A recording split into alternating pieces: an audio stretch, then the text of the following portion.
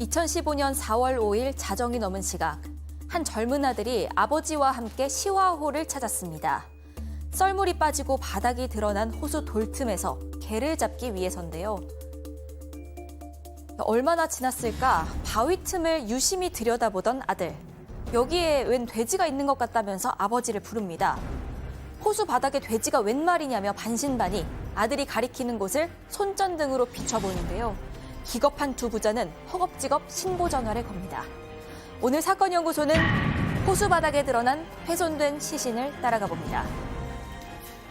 자, 오늘 저희가 다시 들여다볼 사건은 좀 끔찍합니다. 끔찍합니다.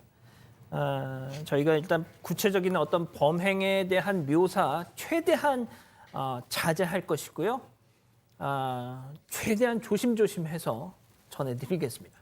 자, 한밤중에 호수에서 훼손된 시신이 발견됐습니다. 네, 이게 2015년 4월 5일로 넘어가는 자정 무렵이었습니다. 25살 직장인이 아버지랑 같이 시화호로 개를 잡으러 갔는데 시화호는 경기도 시흥시랑 그 안산 대부도를 잇는 인공 방조제가 만들어지면서 생긴 인공 호수입니다. 이게 썰물 때가 되면 물이 빠지면서 바닥이 드러나는데 여기 돌틈 사이에 개를 잡으러 왔던 겁니다. 그런데 아들이 바위 틈 사이에 돼지가 있는 것 같다면서 아버지를 불렀고요. 그 아들이 가리키는 곳을 들여다봤는데 두 사람이 목격한 건 이 머리와 팔다리가 없는 여성의 몸통 시신이었습니다. 즉시 신고를 했고 137명 대규모의 수사본부가 꾸려져서 수사가 시작이 됐습니다. 자, 훼손된 시신이라서 피해자의 신원을 특정하는데 좀 어려움이 있지 않았을까요? 네, 일단 뭐 얼굴도 알아볼 수가 없고 지문 채취도 안 되는 상황 아니겠습니까? 그래서 이게 굉장히 막연하게 20대에서 50대 사이에 아시아계 여성 정도는 것밖에는 신원 파악이 안 되는 거예요. 아하. 범위가 너무 넓잖아요. 예. 근데 그다음에 신체적 특징이라고 해봐야 맹장 수술 자국이 있고 그리고 가슴에도 뭔가 수술 자국이 있고 꼬리뼈 어깨 쪽에 뜸 치료 받은 흔적 남아있는 이런 정도였답니다. 어쨌든 경찰은 최선을 다하기 위해서 저 연령대에 실종 선고가 들어온 그 가족들 모두 다 연락을 해서 DNA 대조를 해봤지만 나오지가 않았고요. 맹장 수술이면 건강보험공단에서 기록이 남아있지 않았을까? 하지만 수술한 지도 10년 이상이 지나서 이 기록도 남아있지 않았고 주변에 그럼 지나던 차량을 보자. 저 방조제 자체에는 CCTV가 없지만 인근을 지나다니는 차량들이 있어서 1,600여 대를 추적을 해봤지만 성과가 나오지 않았습니다. 너무 막막한데요, 교수님.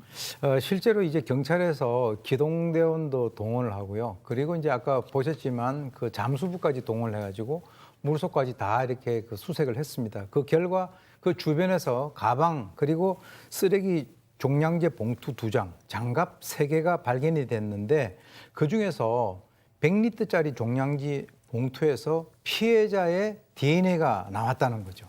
그러니까 이제 이 발견된 신체가 그 안에 담겨 있었는데 조류에 의해서 이것이 벗겨지면서 따로 이제 발견이 된 거죠. 야. 그러니까 이제 시신이 발견됐고 그것을 담았던 쓰레기 봉투가 발견이 됐는데 통상 이제 종량제 봉투에는 그 일련 번호가 있는 경우가 있어서 이것을 추적을 하게 되면은 좀 이렇게 범인을 좁힐 수 있지 않는가 이렇게 희망을 가졌는데요. 안타깝게도 거기에는 어떤 일련 번호가 없어가지고 경찰이 이제 수사를 하는 데 있어서 또 어떻게 보면 한 발짝 나가긴 했습니다만은 거기서 더 이상 나가는 것이 제한이 되는 그런 상황이 됩니다. 예, 지금 뭐 우리 일부 가족 여러분들이 좀 아무래도 좀 내용이 조금 그렇다 보니까 약간 조금 거북스러워 하시는데요. 저희가 최대한 주신 말씀 감안해서 전해드리겠습니다. 자, 그렇다면 이렇게 실마리가 잘 보이지 않으면 결정적인 제보가 보통 이럴 때 딱 혀를 뚫어주지 않습니까? 그렇죠. 공개 수사로 전환을 했고요. 공개 수사 전환 직후에 결정적인 제보가 하나 들어옵니다. 뭐 그런 얘기죠. 시아오에서 가발 같은 걸 하나 봤는데 이게 좀 이상하다라고 신고를 했고요.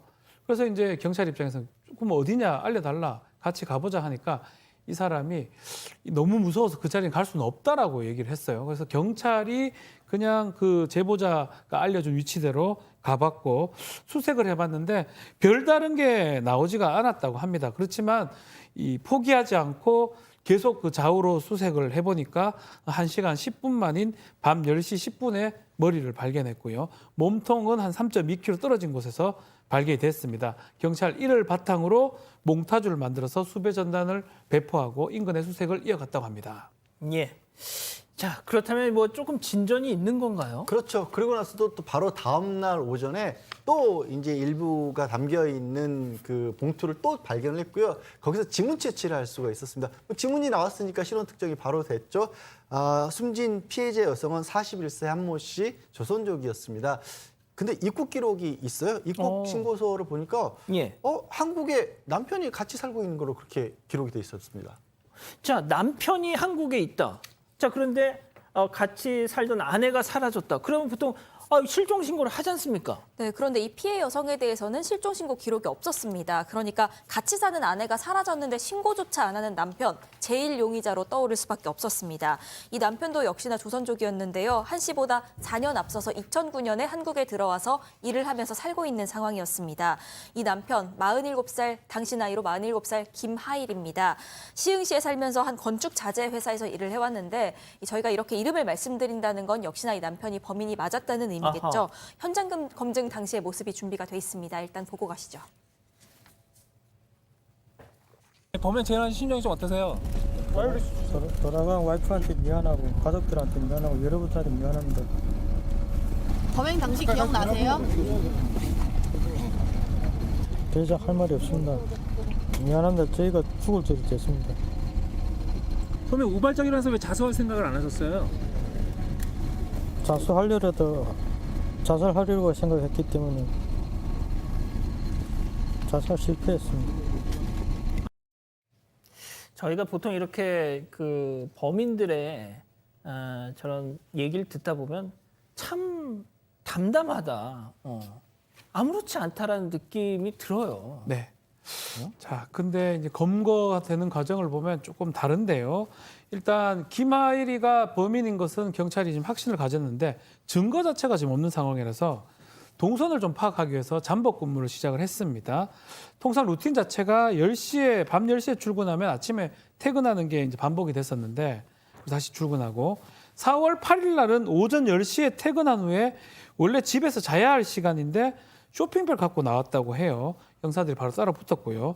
5분 좀 걸어가다가 가정집으로 쑥 들어가서 금방 다시 나오는 모습 보였는데 쇼핑백이 없었다고 합니다. 그래서 형사 1부는 그 집에 들어가서 쇼핑백을 찾았고 또 형사 1부는 김하일을 따라갔는데 집에 들어가는 순간 악취가 났고 그 냄새를 따라가 보니까 옥상에 쇼핑백이 보였는데 거기에 보니까 미처 찾지 못한 시신 일부가 들어있었고요. 그 자리에서 김하일을 바로 긴급 체포를 했습니다. 참 저희가 이런 이 살인 사건 같은 거 어쩔 수 없이 많이 전해드리는데 저는 교수님 개인적으로 정말 살인자들 뭐 다 나쁜 놈들이지만 다 나쁜 인간들이지만 살인을 해놓고 시신을 훼손하는 자들은 참 더 경악스러운 자들이다. 자, 교수님 대체 왜 자기의 아내를 이렇게 했다는 겁니까? 지금 이제 보통 검거되면 부인하는 것이 통상적인데요. 이 사람 같은 경우는 너무나 증거가 명백했기 때문에 자기가 죽였다고 바로 자백을 했습니다. 그런데 늘 얘기하면 것이 이제 우발적이다 이렇게 또 얘기를 합니다. 그래서 이제 아내와 돈 문제로 다투다가 살해했고 시신을 유기했는데 이 김하일의 그동안의 행적을 보게 되면 2009년도에 우리 한국으로 들어와서 일을 했고요. 중국에 있는 그 자기 아내에게 꼬박꼬박 돈을 송금을 했는데 아마 이 사람이 도박에 손을 댄 것 같아요. 아이고. 그래서 이제 순식간에 이 4천만 원을 탕진을 해서 이제 피해자인 아내 같은 경우도 돈이 안 들어오니까 이제 뭔가 그 감독을 하기 위해서 한국에 들어온 거죠.